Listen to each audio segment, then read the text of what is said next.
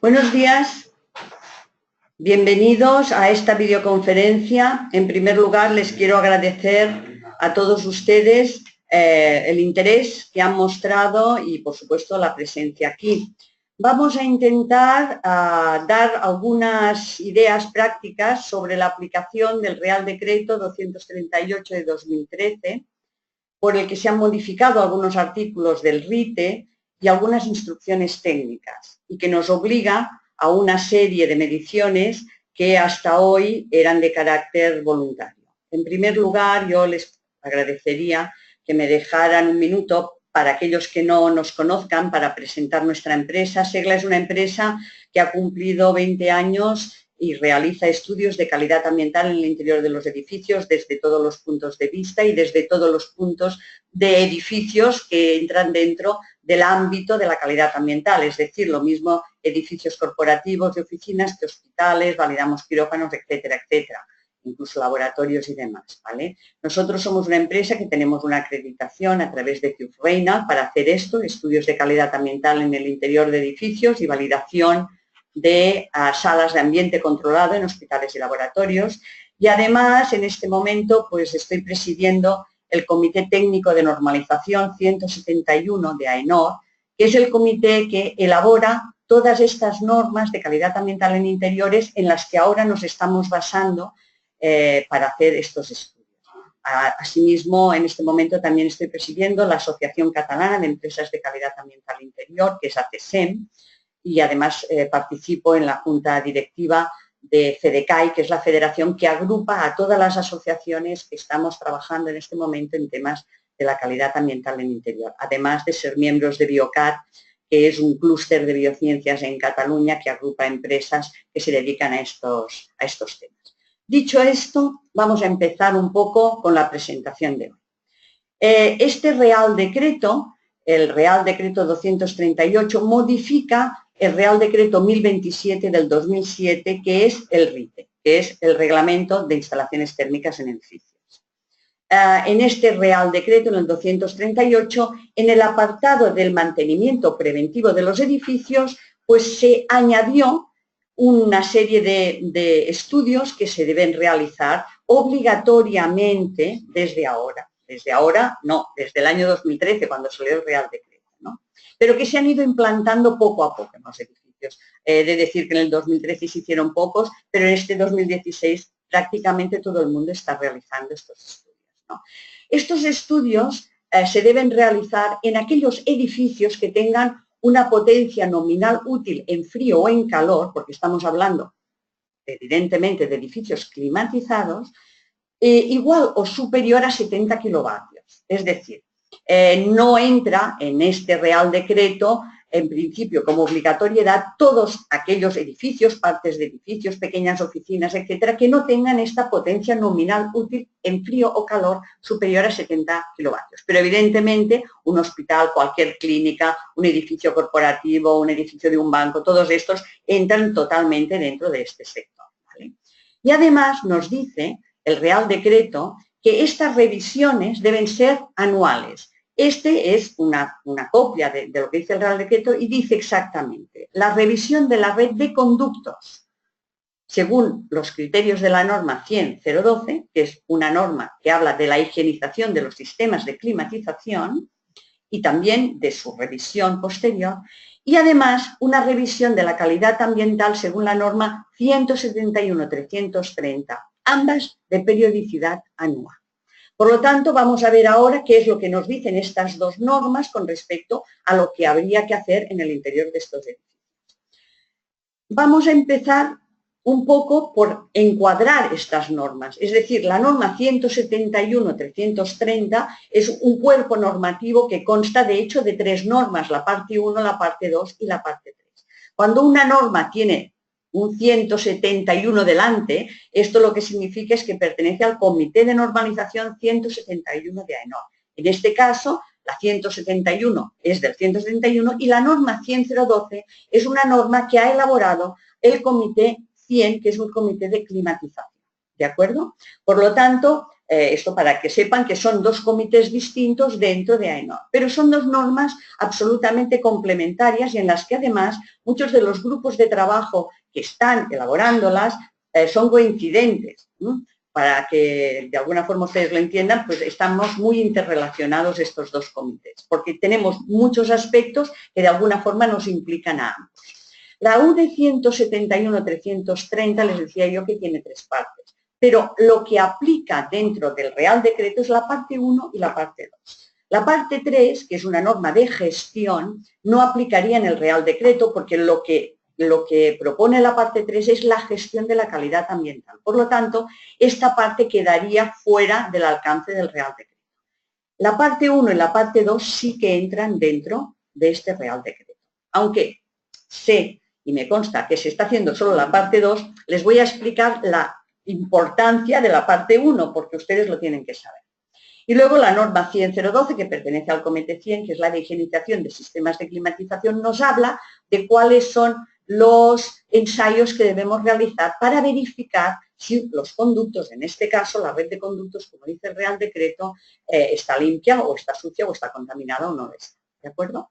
También voy a hacer mención ahora, pero voy a hacer mención a esto más adelante, que la norma 171-332 dice: cuando yo voy a realizar un estudio de calidad ambiental en el interior de un edificio, y este edificio es un edificio de uso sanitario, clínicas o hospitales, en estos edificios, las áreas de ambiente controlado que tengan, es decir, las áreas que tienen 3 etapas de filtración, como quirófanos, algunas unidades de cuidados intensivos, partes de farmacias, salas de partos, etc., estas áreas de ambiente controlado no aplicará la 171-330, aplica la 171-340, que es una norma especial para las áreas de ambiente controlado en hospitales.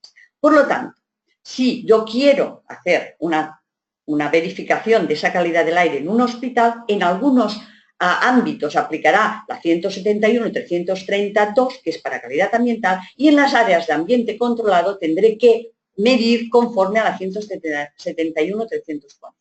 ¿De acuerdo? Dicho esto, vamos a empezar por la 171, la 331. Esta que obviamos, esta que no se debe obviar. Esta es una norma que habla del diagnóstico de la calidad ambiental.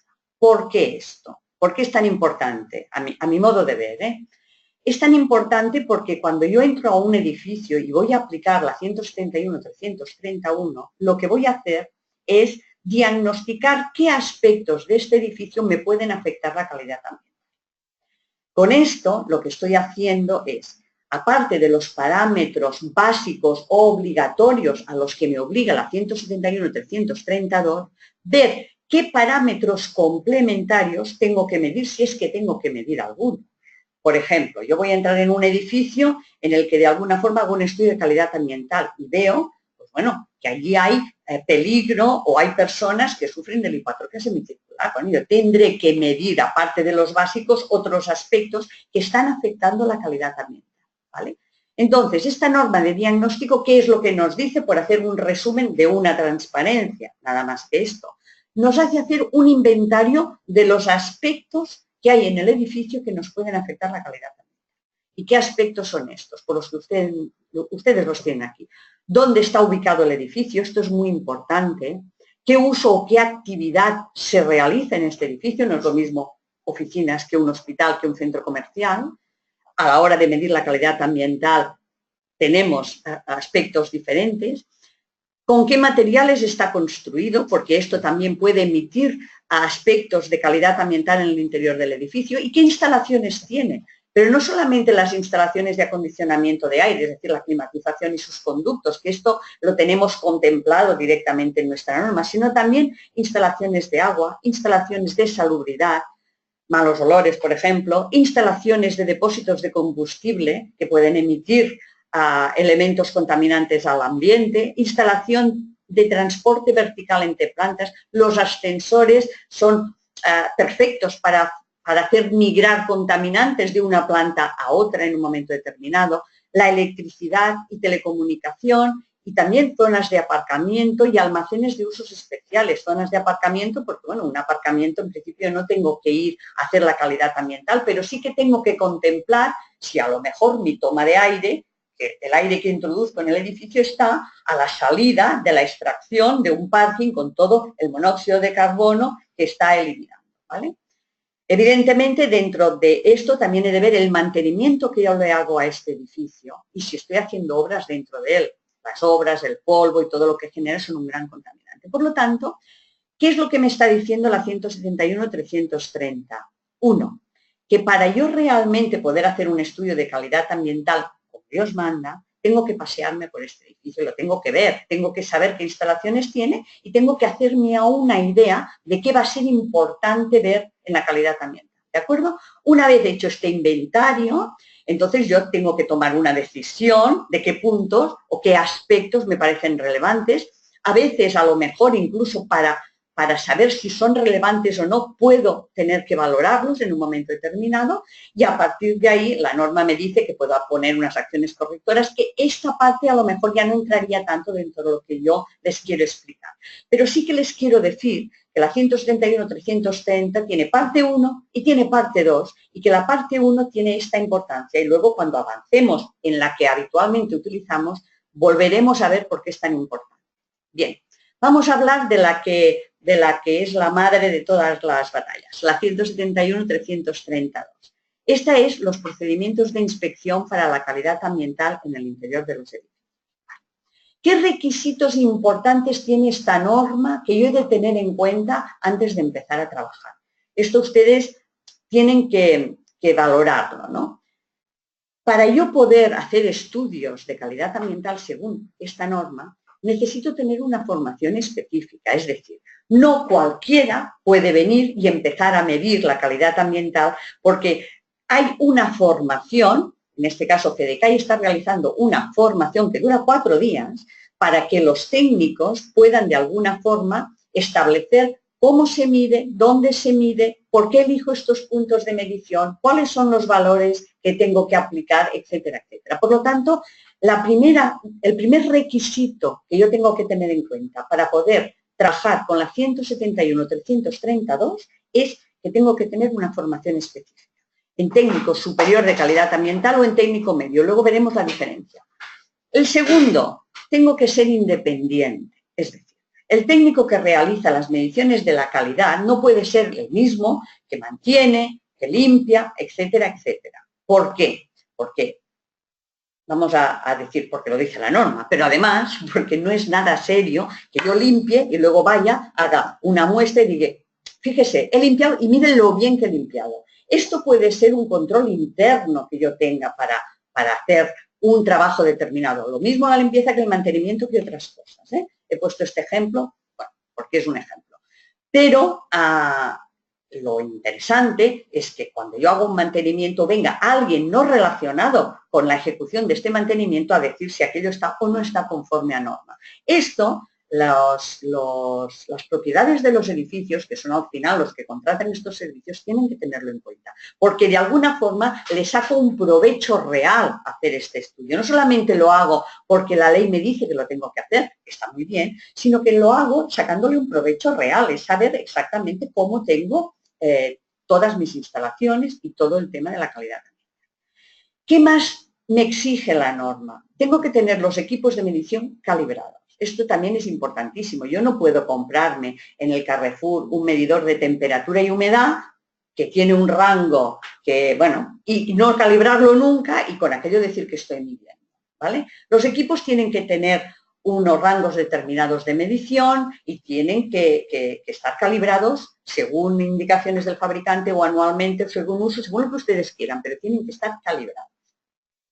Además, yo tengo que hacer las mediciones en espacios ocupados. No puedo entrar en un edificio a medir cuando está vacío de personas, porque la calidad ambiental al final, ¿para qué la estoy midiendo? Vamos a ir al origen de las cosas. La mido porque en los edificios hay ocupantes y esta buena calidad o mala calidad ambiental van a afectar el confort y la salud de los ocupantes del edificio. Por lo tanto, se mide en espacios que estén ocupados. Si yo tengo una sala vacía, no me va a dar la medida de la calidad ambiental porque estoy sacando de esta sala los protagonistas principales y los contaminadores potenciales, como son los ocupantes o los usuarios de este edificio. ¿De acuerdo? Bueno, me dice la norma que tengo que evaluar, la norma 171, que tengo que hacer una evaluación higiénica de las unidades de tratamiento de aire y de la red de conductos asociados. ¿Qué es lo que ocurre aquí? Bueno, pues yo puedo tener un edificio muy grande con, yo qué sé, con 100 unidades de tratamiento de aire. Por lo tanto, claro, si yo cada año tengo que evaluar 100 unidades de tratamiento de aire, esto es una barbaridad. Quiero decir, no se sostiene desde algún punto de vista. Por lo tanto, la norma propone hacer un 25% de las UTAs. Las UTAs son las unidades de tratamiento de aire entendido como entrada de aire exterior, batería de frío, batería de calor, ventilación, cámaras de mezcla, filtros y salida de aire por el conducto de impulsión hasta dentro del edificio, de la sala que yo quiera climatizar. ¿De acuerdo? Por lo tanto, se propone hacer un 25%, un poco con la idea de que yo en 4 años le pueda dar un poco la vuelta al edificio. Es decir, yo hago el primer año un 25, el segundo otro 25 y lo mismo un poco con los puntos de muestra que yo elijo. Y así, en un periodo de 4 años, que te da margen, tú puedes ver y puedes tener realmente una fotografía de verdad de cómo tienes tu edificio y cómo lo estás manteniendo. ¿Qué más dice la norma? Dice que tiene que haber unos criterios de conformidad. ¿Vale? La norma tiene unos criterios de conformidad que te dice que el 75% de los valores que tú obtengas en el edificio tienen que estar por debajo del valor límite de la norma. La norma tiene unos valores límite para todo, para temperatura, para humedad, para partículas, para microbiología, para todo. Te dice que para que yo pueda decir este edificio está conforme, este edificio tiene que tener como el 75% por debajo del valor límite. Y los que están por encima del valor límite tengo que averiguar cuál es la no conformidad que hace que aquel valor esté por encima del valor límite y además hacer una propuesta de acciones correctoras. Es decir, mire, usted tiene, pues yo qué sé, la humedad baja, pues bueno, una propuesta si usted tiene que humidificar o a lo mejor tiene que poner más ventilación para que la humedad relativa del exterior entre en el interior. Establecer medidas correctoras. O usted tiene mucho polvo, pues bueno, pues a lo mejor es que tenemos que hacer pues una inspección más profunda y una limpieza de conductos exhaustiva. Esto lo vamos a ver. Y después nos dice también que para que sea conforme no debe sobrepasar los criterios límite máximos, que ya son criterios del Instituto Nacional de Seguridad y Higiene y de muchos reales decretos, ¿vale? Por lo tanto, diríamos que nuestros criterios de norma son muchísimo más exigentes que los límites máximos que no se deben sobrepasar en ningún punto. Y además tengo que tener otros aspectos ambientales de riesgo controlados. Esta UNE no se mete para nada ni con el amianto, ni con la legionela, ni con nada de todo esto. Pero evidentemente yo tengo que saber, y la UNE me lo pide, si yo tengo pues equipos que puedan ser susceptibles de que haya o pueda haber legionela, pues yo le tengo que decir a la propiedad del edificio, ¿usted controla legionela? Sí. ¿Tiene todo lo que tiene que tener? Sí. Vale, perfecto. ¿Tiene usted amianto en su edificio? Pues no tengo, pues no pasa nada. Si lo tiene controlado. Básicamente tengo que saber que hay otros aspectos ambientales que son de riesgo para la calidad ambiental que están controlados. Muy bien. Vamos a seguir. Les voy a explicar la diferencia entre un técnico de calidad ambiental superior y un técnico de calidad ambiental medio, ¿vale?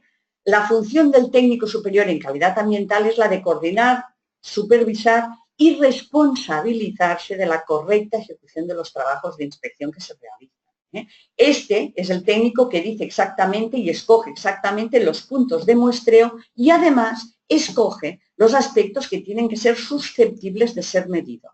Y además firma el informe y es el que hace o no la declaración de conformidad. Por lo tanto, diríamos que el técnico superior tiene unas responsabilidades. Además, puede realizar, evidentemente, cualquier toma de muestra. El técnico medio en calidad ambiental realmente lo que puede hacer es realizar la toma de muestras, pero no puede ni firmar el informe ni tampoco decidir dónde se tiene que realizar la muestra. Piensen ustedes que en esto hay una responsabilidad. Si luego la empresa que yo le realizo una inspección tiene un problema, va a venir a decirme, Gloria, vamos a ver, ¿qué ha pasado aquí? Entonces, bueno, esto lo tienen que saber, ¿de acuerdo?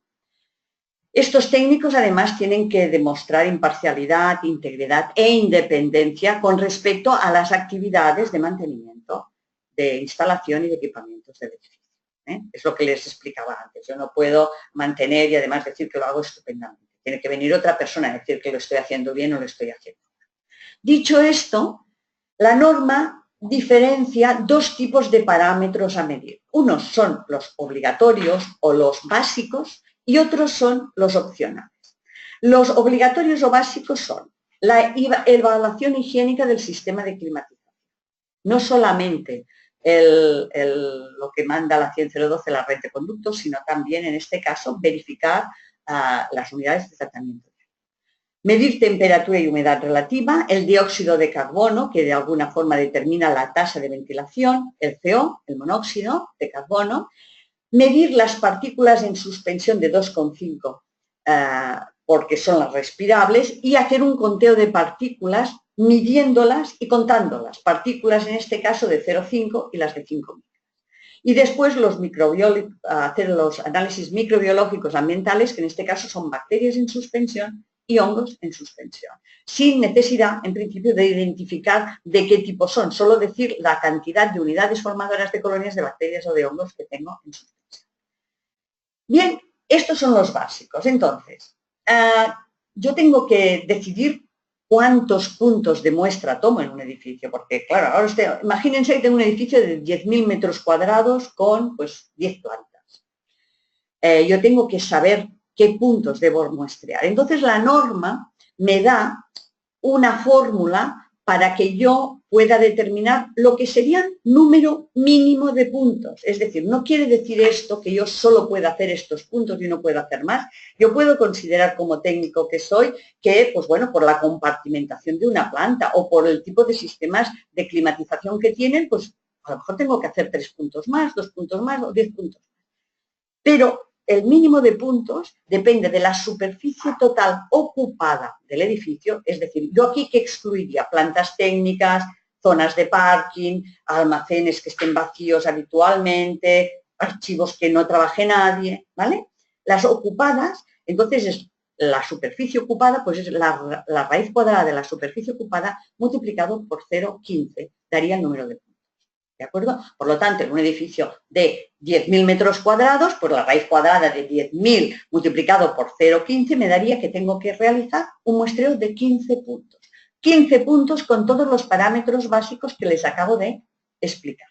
Bien, los puntos, además, a estos puntos debo también sumar un punto de la calidad del aire exterior, porque al final, fíjense ustedes, que yo mido una calidad de aire interior, pero la calidad exterior que yo tenga influye mucho en la que voy a encontrar en el interior. Por lo tanto, tengo que hacer una toma de muestras de aire exterior en un punto donde yo tenga una aportación de aire exterior hacia el interior del edificio. Es decir, si yo tengo en la cubierta la unidad de tratamiento de aire que coge el aire y me lo entra dentro del edificio, el aire exterior, me voy a hacer la toma de muestra exterior a la cubierta, no la voy a hacer a pie de calle, porque yo a pie de calle no estoy cogiendo el aire ambiente, lo estoy cogiendo de la cubierta del edificio, ¿de acuerdo?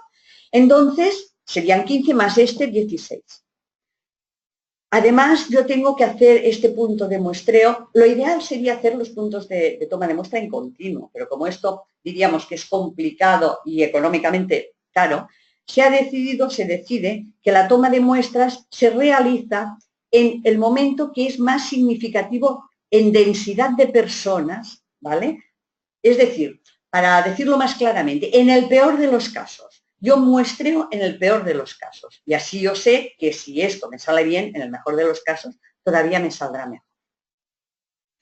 Muy bien, vamos a empezar por hacer la primera parte, que es la inspección higiénica. Aquí, ¿dónde me voy? Me voy a la norma 100.012. Esta es la norma de higienización de sistemas de climatización. ¿Y qué me dice esto? Muy bien, me dice que para hacer la evaluación higiénica, aunque este cuadrito está en la 171, yo tengo que evaluar los elementos de la unidad de tratamiento de aire de entre las que yo he elegido que voy a realizar la toma de muestras. ¿De acuerdo? ¿Y qué miro? Pues bueno, miro cómo están los filtros desde el punto de vista de nivel de suciedad, de presencias, de lo que sea, ¿no? la batería de frío y la de calor, sobre todo la batería de frío. La batería de frío es la que genera mayores problemas de contaminación después en el interior de un edificio, porque por allí pasa todo el aire, porque tiene una humedad determinada, porque microbiológicamente muchas veces está contaminada, por lo tanto tengo que ver nivel de suciedad, presencia de limo, presencia de óxido, etc. La de calor, la bandeja de condensados, que también es un punto importante a evaluar en una unidad de tratamiento de aire, es un punto crítico, diríamos. Los humidificadores, si los hay, otro punto crítico, las cámaras de mezcla y luego, evidentemente, recuperadores de energía, conductos, etc. He de hacer una evaluación higiénica, que es una evaluación básicamente visual, donde además puedo decidir en un momento determinado, pues tomar, pues no sé, una muestra microbiológica de la batería de frío o a lo mejor de la bandeja de condensados, porque me parece que está sucia y yo voy a hacer un muestreo microbiológico de superficie ahí, ¿vale? Luego ya paso a hacer lo que es la evaluación de los conductos según me marca la 10012. ¿Qué me dice la 10012 de evaluación? Pues me dice que en los conductos de impulsión y de extracción de la unidad de tratamiento de aire, en este caso que escogí, yo tengo que hacer dos ensayos. Uno es el ensayo de medición de polvo, es decir, una gravimetría, por dos sistemas distintos y además un control microbiológico de superficie en conducto. ¿Por qué por dos sistemas distintos? Bueno, porque uno mide más la suciedad que está realmente depositada en el conducto y el otro mide más aquella suciedad que de alguna forma, sobre todo viene en conductos nuevos, después de obra, que de alguna forma es difícil de aspirar, porque claro, la gravimetría por aspiración, que es el método NADCA, lo que hace es hacer pasar una cantidad determinada de aire a través de un filtro. Si yo tengo suciedad muy grosera, no pasa. Quiero decir, aquello lo que va a hacer va a ser que no voy a poder aspirarlo bien. Por lo tanto, de ahí el que se hagan dos ensayos. Gravimetría, que es medición de polvo, por aspiración, según el método NADCA, que ahora vamos a explicar, y gravimetría a través de una tira adhesiva en el conducto. Y además, el control microbiológico de la superficie de este conducto. Vamos a ver, ¿qué he de hacer primero? Tener acceso al conducto. Aquí ven ustedes un conducto en el que se ha retirado la tapa, estas tapas que tienen los conductos, los registros de los conductos, que según normativa tiene que haber cada X metros un registro en el conducto para que yo pueda tener acceso a este conducto, no solamente para hacer estas tomas de muestras, sino también para ver si está sucio o está limpio y para poder hacer las acciones correctoras de limpieza que estime oportunas. Muy bien. Entonces, aquí tenemos la tapa que hemos quitado. Vamos a empezar primero por la tira adhesiva. La tira adhesiva, que hemos dicho antes, que se trata de hacer una muestra de polvo. Esta tira adhesiva tiene que estar prepesada por un laboratorio, prepesada con unas características determinadas de la báscula. Tiene que ser una báscula de precisión que mida microgramos y además tiene que, de alguna forma, tener una calibración. Entonces, yo esta tira lo que hago es, la pongo sobre el conducto, ¿vale? La pego y luego la retiro y cuando la retiro la vuelvo a poner dentro de su bolsa y la mando al laboratorio para que vuelva a pesarla otra vez. Y entonces, esta diferencia de peso me marcará si tengo o no tengo suciedad adherida. Esta sería la tira después de haberla retirado. Aquí se aprecia de forma ya visual que había suciedad, ¿vale?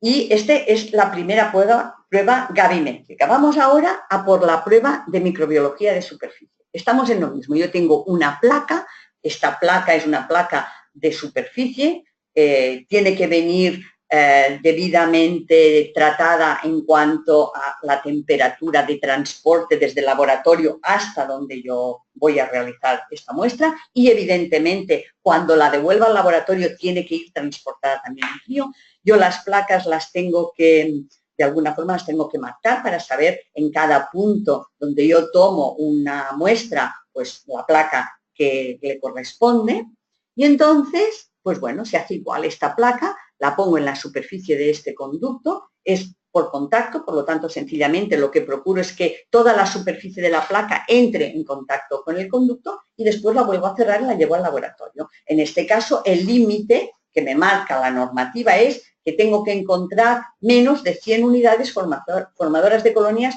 por cada 25 centímetros cuadrados. ¿De acuerdo? Suma de hongos y bacterias, por lo tanto, de momento esto es así. Esta placa, una vez se ha retirado, aquí la ven ustedes, en este caso está así, pues bueno, el laboratorio va a determinar el crecimiento de unidades formadoras de colonias. Y esto es la plantilla para realizar el método NACTA. El método NACTA, que es aspirar el polvo en el interior del conducto, tiene que hacerse a través de esta plantilla, que es una plantilla que marca una superficie determinada, con lo cual esto se pone sobre el conducto y después con este cassette que va conectado a una bomba de aspiración que mide 15 litros por minuto, es decir, es una bomba de alto caudal, yo paso el cassette a través de la zona que está fuera de la plantilla, porque es una zona determinada y además siempre va a ser la misma superficie la que voy a medir, haciéndolo con este método. Entonces yo paso por aquí el cassette, luego lo paso por el otro y evidentemente esto me da un pesaje. El filtro de este cassette está prepesado por el laboratorio y la toma de muestras se vuelve a enviar al laboratorio, que vuelve a pesar otra vez este filtro y determina la cantidad de polvo que tengo ahí. No puede ser superior a 0,75 miligramos por 100 centímetros cuadrados, que son la toma de muestras que os realizo con esto. Muy bien, esto es la parte de inspección higiénica y la parte de inspección según la 100.02. Vamos a ir ahora al resto de parámetros, que son los parámetros ambientales que tenemos en el interior del edificio. Estos parámetros ambientales, empezamos por la temperatura y por la humedad relativa. Tenemos unos márgenes según la norma para temperatura y para humedad relativa, en función de que sea primavera, verano o que sea invierno, y un tope en cuanto también a los límites de la humedad relativa. La temperatura y la humedad relativa se miden con equipos de medición directa y tienen que estar en zonas ocupadas donde haya personas, donde no haya corrientes de aire y alejadas de focos especiales de calor o de frío. Es decir, no tiene ningún sentido que yo tome la temperatura al lado a lo mejor de un cristal en el que está dando el sol, porque esto no me va a dar la temperatura seca, que es lo que estoy midiendo. O que lo mida, pues por ejemplo, al lado de un fan coil que está en este momento con... Bueno, lo tengo que hacer en zonas que de alguna forma contemplen lo que es el ambiente general a la altura de las personas y evidentemente evitando estos puntos que son especiales.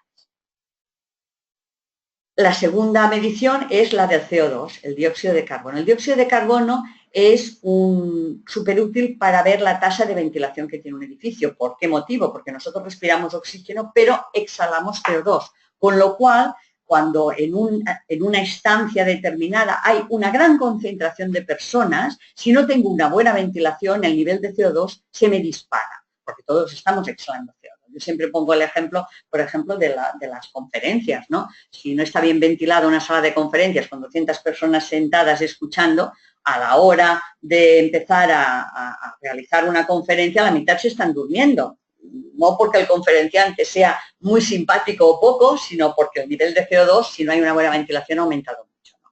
Por lo tanto, es muy importante, el CO2 es muy importante para ver la tasa de ventilación, porque además la ventilación muchas veces va a ser el único medio que yo voy a tener para diluir un contaminante.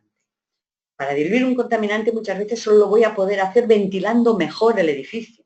Por lo tanto, este es un tema muy importante, ¿vale? Yo puedo saber también a través del CO2 el porcentaje real de aire exterior que estoy poniendo en el edificio, porque ventilar es poner aire de fuera hacia adentro, no es darle vueltas al mismo aire todo el tiempo, ¿vale?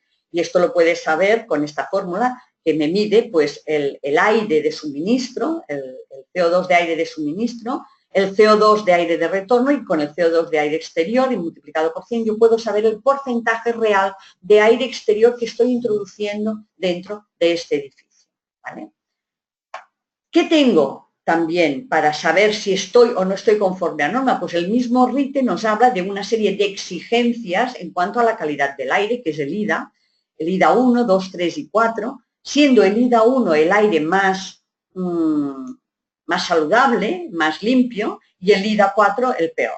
¿Vale? Entonces, por ejemplo, en un hospital me exige que tenga un IDA 1. Un IDA 1 quiere decir que yo no puedo tener más de 350 ppm de CO2 en el interior que en el exterior. Es decir, si en el exterior mido el CO2 y hay 300, en el interior yo no puedo tener más de 650.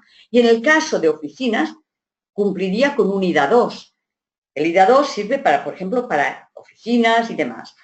Dentro no puedo tener más de 500 ppm de CO2 que en el exterior. Yo mido en el exterior 300, dentro no pueden pasar de 800. Si pasa de 800, quiere decir que para la concentración de personas que yo tengo allí dentro, mi ventilación no está adecuada y tengo una mala ventilación. Por lo tanto, el CO2 nos da un parámetro que es muy importante en la calidad ambiental. El monóxido de carbono, pues como se genera en procesos de combustión, tráfico, etcétera, etcétera, lo mido también con un medidor de lectura directa, igual que CO2. Este mismo equipo que ven ustedes sirve para medir temperatura, humedad relativa a CO2 y CO, y no puede pasar de 5 ppm. Hay que tener en cuenta que el monóxido de carbono, en pasado de unos límites, es letal, por lo tanto, tampoco lo vamos a minimizar. Aunque no habitualmente nunca sale alto, pero lo hemos tenido. Muy bien, sigo con los parámetros básicos. Partículas en suspensión respirables, PM2,5. ¿Por qué medimos partículas? Porque el material particulado que hay en la atmósfera, sobre todo en las grandes ciudades, pues nos puede afectar directamente porque se deposita en nuestros bronquios o en nuestros alveolos en función del tamaño que tenga. Y porque además las partículas son las que soportan los microorganismos. Los microorganismos, hongos y bacterias en ambiente no vuelan, van suspendidos sobre partículas y estas partículas son las que luego nosotros vamos a respirar. Por lo tanto, nosotros medimos este tipo de partículas de un tamaño que son respirables y el límite es inferior a 20 microgramos por metro cúbico para las partículas PM2,5. Y luego, además de pesarlas, las contamos y las discriminamos por tamaño. Esto lo hacemos con un medidor de partículas de láser, ¿vale? Para ver exactamente qué cantidad de partículas tengo en ambiente por metro cúbico y el tamaño. Y en este caso, el máximo para las partículas de 5 micras por metro cúbico tiene que ser de 293.000 y el máximo para las partículas de 0,5 micras, que son respirables por metro cúbico, tiene que ser 35.200.000. Esto proviene de la ISO 9 de la norma 14.644. Muy bien, hecho esto ya, yo he visto temperatura y humedad, he visto cómo tengo mi ventilación, el CO, he visto también las partículas y ahora voy a ver bacterias y hongos en ambiente, que evidentemente lo tengo que hacer con un muestreo dinámico, es decir, no puedo dejar una placa allí y esperar que se deposite, tengo que aspirar una cantidad de aire determinado, que es entre 100 y 200 litros, a través de estos equipos que aspiran el aire y entonces el aire pasa e impacta en una placa, que puede ser Rodack o puede ser Petri, y esa placa es la que yo después llevo al laboratorio y me determinan el número de unidades formadoras de colonias. En este caso, la norma dice que para bacterias puede ser hasta 600 unidades formadoras de colonias y para hongos hasta 200. Teniendo en cuenta también que como este mismo muestreo lo hago en el exterior, va a haber una relación exterior-interior. Es decir, la norma tiene un cuadrito donde nos explica la relación exterior-interior entre bacterias y hongos. Es decir, si en el exterior yo tengo muchísimos hongos, pues probablemente en el interior la única cosa que me impida tener los mismos que en el exterior es la filtración que yo tenga, ¿no? Por lo tanto, si fuera tengo muchos, 1000, por decir una barbaridad o por decir muchos, dentro va a ser como muy imposible que tenga 200, que es lo que marca la norma. Entonces, esta norma me permite que tenga un 0,75% dentro en comparación con lo que hay fuera, ¿vale? Por lo tanto, no solamente mido lo que está en el interior del edificio, sino que tengo que relacionarlo con la calidad microbiológica del aire exterior que estoy introduciendo. Esto es lo que yo les explicaba si en el exterior puedo tener mayor cantidad de bacterias en el interior que en el exterior, entre otras cosas porque las personas que estamos en el interior de los edificios generamos estas bacterias, por tanto, la relación exterior e interior, si pasara de los 600 unidades formadoras de colonias en el exterior, me permite que en el interior tenga más, porque de hecho las estoy entrando, y en caso de los hongos no. En el caso de los hongos, como nosotros no estamos de alguna forma pues emitiendo hongos al ambiente, tengo que disminuir la cantidad de hongos que hay en el exterior siempre y cuando esto es válido cuando sobrepasa los límites de 600 y 200 unidades formadoras de colonias que nos está explicando la norma. Muy bien, hemos terminado con lo que realmente es obligatorio realizar. Y aquí viene el enlace con la primera parte, es decir, yo les he dicho, hay que pasearse por el edificio, hay que ver qué aspectos hay en este edificio que puedan afectarme a la calidad ambiental. Un buen técnico de calidad ambiental, un buen técnico superior, no puede dejar esto así, le debe a su cliente el decirle que además de esto se deben medir otros parámetros que a lo mejor pueden afectar la calidad ambiental en el interior de los edificios. Piensen ustedes que hay muchos edificios que generan problemas, entonces muchas veces el no tener el valor exacto de según qué componentes ambientales, pues bueno, puede llevar a pensar que el edificio a lo mejor está contaminado de algo que no lo está. Por lo tanto, los parámetros complementarios, que en este caso son a criterio del técnico superior y que los ha determinado a través de la 171-331, porque hemos hecho el diagnóstico del edificio, son iluminación y ruido en ambiente, los campos eléctricos, eléctrico-magnético y la electricidad estática, esto es importantísimo cuando hay casos de lipoatrofia semicircular. También hay que ver los compuestos orgánicos volátiles y el formaldehído y el ozono en el interior de los edificios, que son causantes también de muchos problemas de calidad ambiental, pero yo para poder ver esto he de ver pues, qué tipo de mobiliario tengo, si es mobiliario nuevo, con qué estoy limpiando, etcétera, etcétera. Hay que hacer también un análisis de confort térmico, que es uno de los elementos más complicados en los cuales satisfacer a todos los ocupantes de un edificio. Puedo también medir fibras en suspensión, que evidentemente las mediré, pues a lo mejor tengo un conducto de fibra no protegido y a lo mejor tengo personas que tienen reacciones alérgicas. Esto yo como técnico lo tengo que saber y tengo que contemplar la posibilidad de medir fibras en ambiente. Otro problema a veces de contaminación son los olores, el óxido de nitrógeno y el dióxido de azufre, que provienen mucho del exterior, y según la zona geográfica donde esté el edificio, otro parámetro complementario que se podría medir es el gas radón, que está en lugares donde hay mucho componente granítico en el terreno. Bien, estos son los parámetros que pueden ser complementarios y que como técnico, pues bueno, puedo decidir que sería interesante medir. Les he dicho al principio de todo que la norma decía, cuando un edificio es un centro sanitario, es una clínica o es un hospital, hay también que aplicar la 171-340. La 171-340 es una norma de validación y cualificación de salas de ambiente controlado en hospital. Las salas de ambiente controlado en un hospital son las salas normalmente que tienen diferenciales de presión interior y exterior y que tienen 3 etapas de filtración y que acostumbran a terminar con un filtro EPA, que es el filtro que de alguna forma impide que pasen un tamaño determinado de partículas. Bien, por lo tanto, ¿qué hacemos cuando es un hospital? ¿Cómo hago un estudio de calidad ambiental según el Real Decreto cuando estoy dentro de un hospital? Pues vamos a imaginar un ejemplo para que así lo podamos ver. Un hospital de 30.000 metros cuadrados que tenga 68 unidades de tratamiento de aire, por poner un ejemplo. Bien. ¿Qué haría yo? Evidentemente, tengo que hacer un cálculo de puntos según la superficie exactamente igual que en cualquier edificio normal y corriente. Hago el cálculo de puntos y me sale que la raíz cuadrada de 30.000 multiplicado por 0,5 me sale 25,9 puntos, es decir, 26, más el punto exterior.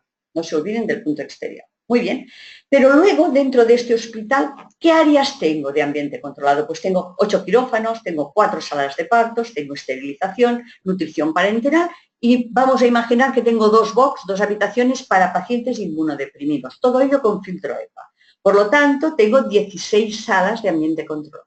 Muy bien, pues de estos 26 puntos de interior, 16 los haría en salas de ambiente controlado conforme a la 1, 171-340 y tendría la validación de estas áreas conforme a esta norma, y el resto de puntos, que quedarían 10 en interior y el exterior, lo haría conforme a la 171-332, tal como hemos visto. Bien. Y de las rutas, como tengo que hacer un 25%, pues el 25% de 68 son 17. ¿Cuáles escogería? Las que van un poco a lugares más críticos, que no necesariamente tienen que ser a lo mejor los quirófanos. A lo mejor mi área más crítica en el hospital, hablando luego con medicina preventiva, es una unidad de cuidados intensivos. ¿Por qué? Pues precisamente porque no tengo ahí filtro EPA y tengo muchos problemas. Pues a lo mejor escojo dentro de las unidades de tratamiento de aire las que el hospital considera que están en zonas más críticas, pues para tener el valor de su limpieza o no. En cuanto a lo que verifico por la 171-340, que es las salas de ambiente controlado, no voy a hacer lo mismo que hago en calidad ambiental general. ¿Por qué? Porque necesito, para verificar salas de ambiente controlado, medir parámetros que en calidad ambiental no se miden, porque no tiene ningún sentido. ¿Y cuáles son los parámetros que voy a medir en estas salas de ambiente controlado que he escogido según la 171-340? Pues voy a medir diferenciales de presión, porque los quirófanos, por ejemplo, tienen que estar en sobrepresión con respecto a las áreas adyacentes para que el aire siempre vaya del quirófano, que tiene que estar más limpio que nada, hacia el exterior, y no entre aire de fuera contaminado hacia adentro. El cálculo del caudal de aire, las renovaciones hora que tienen estas salas, valido estos filtros absolutos que me impiden que los microorganismos y las partículas de un tamaño determinado pasen al interior de estas áreas. Luego clasifico la sala con esa ISO 14644, con la que antes les decía que damos un valor a las partículas de 5 y 0,5 micras, pero en este caso la validación es en función del tipo de intervención que se vaya a hacer en este quirófano. Tendrá que ser pues una ISO 6 o una ISO 7 o una ISO 8. No puede ser un quirófano una ISO 9. ¿Bien? Veo la configuración del flujo del aire, si es un flujo turbulento o laminar, como en esta fotografía que ven ustedes, que todo el techo está lleno de filtros absolutos, por lo tanto aquí diríamos que esto sería un quirófano ISO 5, con un flujo unidireccional, prácticamente laminar, etcétera, etcétera. Realizo también los controles microbiológicos ambientales, en este caso captando más cantidad de aire que en el exterior, porque como aquí el aire es más limpio, necesito captar más cantidad de aire, y puedo hacer también el test de recuperación de la sala, que es un test que sirve para medir cuánto tiempo tarda un quirófano o una habitación en volver a estar otra vez limpio según el diseño que tiene, una vez yo he hecho dentro cualquier tipo de actuación.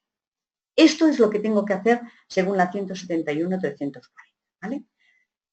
Bien, yo con esto ya tengo pues todo lo que tengo que tener muestreado, ya tengo los resultados de todos estos análisis y le tengo que presentar al cliente un informe. La UNE 171-332 también te dice cómo debe ser este informe. ¿Y qué nos dice? El informe debe contener toda una serie de puntos, tiene que contener evidentemente quién es el titular del edificio, cuál es la dirección, la superficie total que tiene y la que he inspeccionado, el número de plantas y una descripción general del edificio. Luego, además, tengo que describir el sistema de climatización que tengo y tengo que también explicar el por qué he decidido pues, hacer este número determinado de unidades de tratamiento de aire, o también he tomado muestras en algunos fan coils, etc. ¿Vale?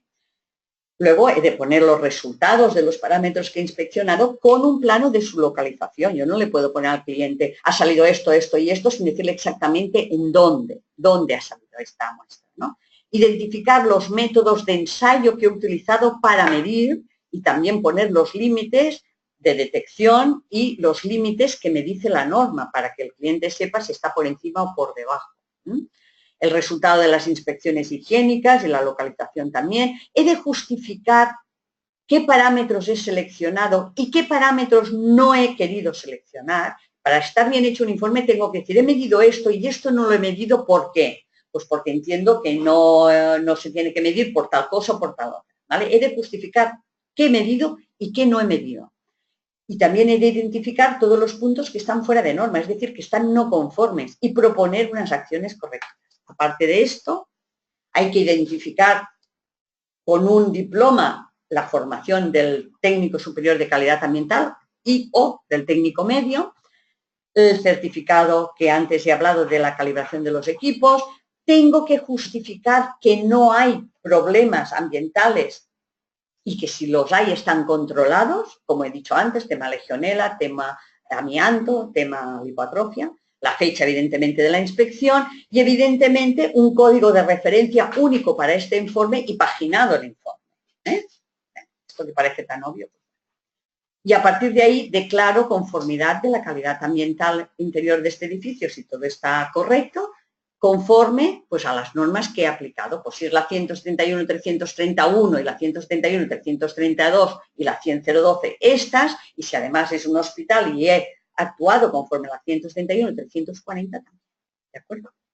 Muy bien, pues bueno, ya prácticamente con esto yo he terminado, les he explicado a mi modo de ver y entender lo que es más importante para que tengan ustedes sobre todo una idea de por qué se hacen las cosas y para que estos estudios, que ahora son obligatorios, tengan realmente un valor real y no sea solamente un puro trámite, porque para que sea un puro trámite cualquier precio es caro y cualquier precio es barato si realmente me da la información que yo necesito tener.